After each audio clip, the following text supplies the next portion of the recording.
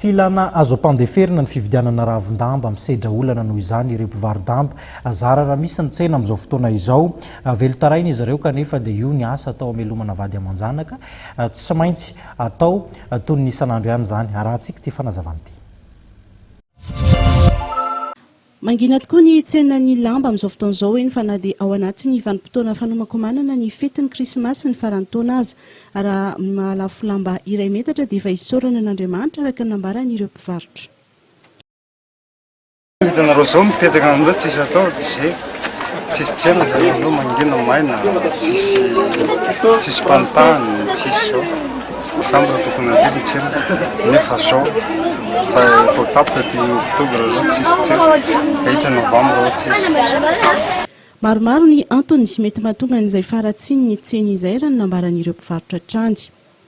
Firipiri moa fa fiarahana malama injena tsy hita nefa zay mahadalana nefa zao.